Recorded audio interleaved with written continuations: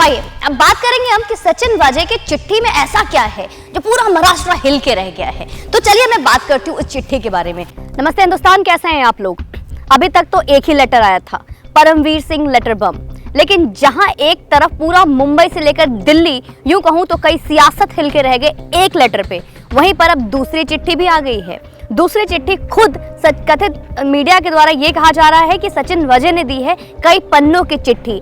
अब उस चिट्ठी पर हम बात करेंगे कि उन चिट्ठी में सचिन वाजे ने अभी तक और किन किन का नाम लिया है। ये चिट्ठी खुद में एक बहुत खास है, एक चिट्ठी जो सिर्फ एक नाम को बयां करता था, एक चिट्ठी जिसने गृह मंत्री, महाराष्ट्र के गृह मंत्री का इस्तीफा ले लिया, अनिल देशमुख, जो अब दर दर भटक रहे हैं, कभी हाई कोर्ट तो कभी माननीय सुप्रीम कोर्ट के पास। सुप्रीम कोर्ट का भी फैसला आ गया है, बॉम्बे हाई कोर्ट ने जहां पर एक तरफ सीबीआई जांच की बात की थी, तो आज उनका भी फैसला आ गया। आगे ये इसी का याचिका लेकर गए थे और इन्होंने बोला कि अगर याचिकाकर्ता जो गुनाहगार ये नहीं तय करेगा कि उसके गुनाह पे हमें पर्दा डालना है या जांच पड़ताल करनी है या नहीं करनी है, तो मतलब जो पूरा मुंबई सरकार और ये अनिल देशमुख को लेकर जो बात चल रही थी, कोर्ट ने इसको भी पूरी तरीके से नकार दिया है।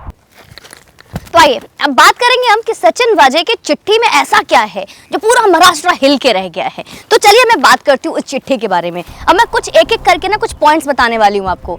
नंबर 1, सचिन वाजे ने उस चिट्ठी में अभी तक तो एक अनिल देशमुख का ही नाम था, अब उसमें हमारे जो सबसे मजे हुए खिलाड़ी हैं शरद पवार जी, जो मैं यूं कहूँ कि अभी पूरा का मास्टरमाइंड है उनका, उस मास्टरमाइंड का भी नाम सामने आ गया है। मास्टरमाइंड का भी नाम लेते हुए बताया गया है कि अनिल देशमुख जी ने जब सचिन वाजे ने बोला था मुझे वापस ले लो, मुझे वापस ड्यूटी पे रख लो, तो अनिल देशमुख ने बोला कि नहीं भाई, शरद पवार जी को पसंद नहीं है कि तुम वापस ड्यूटी पर आओ, लेकिन काम बन सकता है, शरद पवार जी मान सकते हैं, तुम वापस ड्यूटी पर इतने वर्षों के बाद, इतने इनकाउंटर करने के बावजूद भी आ सकते हो।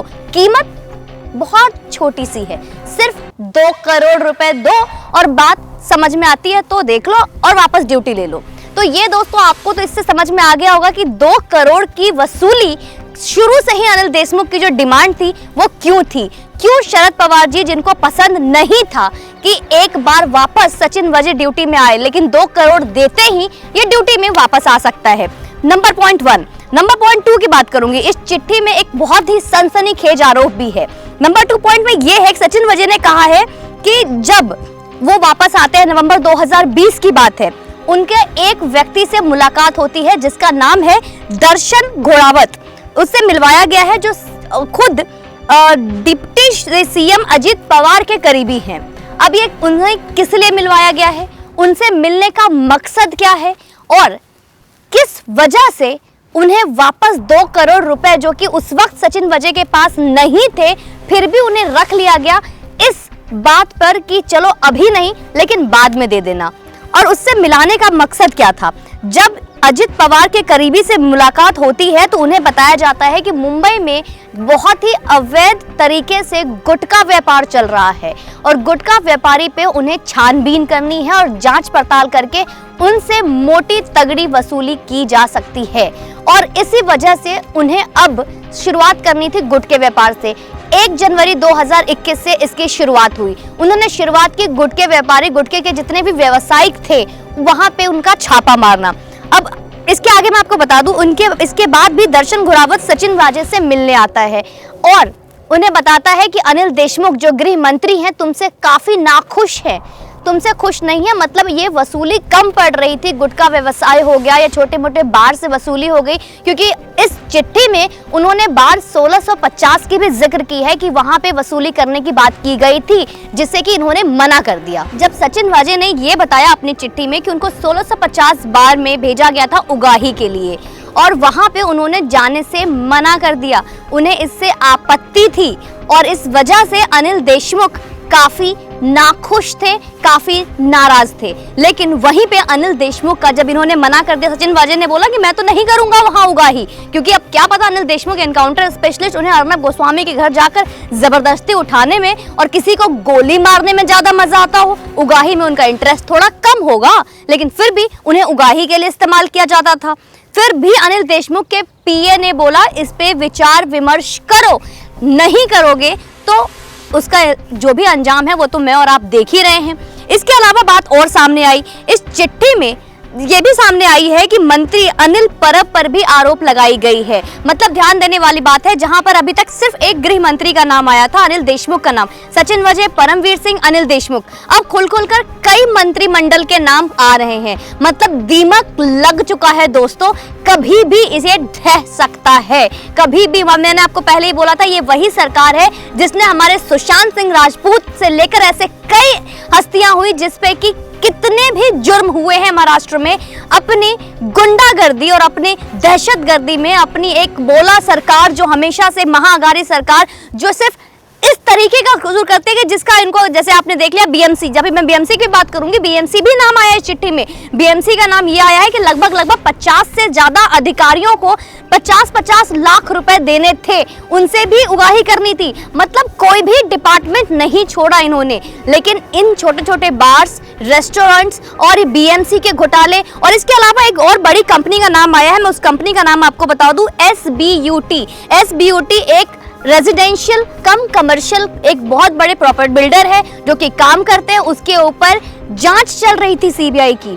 उस जांच के लिए, जहां पे माफी चाहूंगी, क्राइम ब्रांच की जांच चल रही थी, उसकी वजह से भी पैसे दिए गए थे और उन्होंने बोला था कि 50 करोड़ रुपए लेकर SBUT के जांच को रोक दिया जाए। मतलब इसमें भी कोई एक नया झोल है।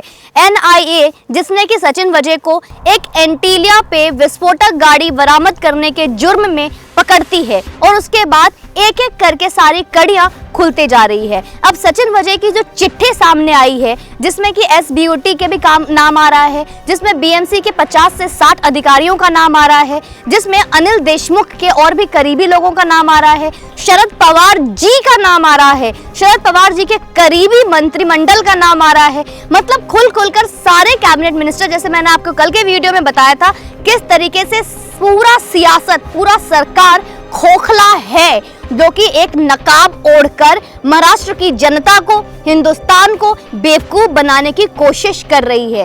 और इतना ही नहीं, इस पर हमारे राहुल बाबा बिल्कुल मौन है। ये महाअघारी सरकार, कांग्रेस के जो हमारे महान राहुल गांधी हैं, जो सोना उगलना, आलू उगलना और किसी भी तरीके के कोई भी स्टेटमेंट में कभी भी कोई भी कसर नहीं छोड़ते हैं। उन्हें आप माननीय प्रधानमंत्री पे बोलने को बोल दीजिए, फट से मुंह खुल जाता है। किसान के लिए इटली में बैठकर स्पा कराते हुए ट्वीट कर देते हैं ये। लेकिन आज सियासत पूरे हिल के रह गई है। बात कहां से कहां तक पहुंच गई है, सबूत और गवाह आ चुके हैं। हाई कोर्ट ने भी सीबीआई की जांच दे दी है। सुप्रीम कोर्ट सीबीआई की जांच कराने को रोकने के लिए आज उसका ऑर्डर आ गया है। लेकिन वहीं पर राहुल गांधी खामोश, राहुल गांधी मौन, हमारी राजमाता शांत, शरद पवार जी बिल्कुल भी एक शब्द नहीं बोलेंगे। क्यों? क्योंकि वह अस्पताल में गॉल ब्लैडर का इलाज कराना है ना भैया। तो ये किस तरीके की राजनीति है? ये हमें बेवकूफ बनाने की कोशिश कम किया जाए। और हम सिर्फ पूरा परिवार सुमन पांडे का और आप सभी से रिक्वेस्ट करूंगी, कमेंट में आप बताइए कि कैसा सरकार है। महाराष्ट्र की जनता अभी भी चुप क्यों है?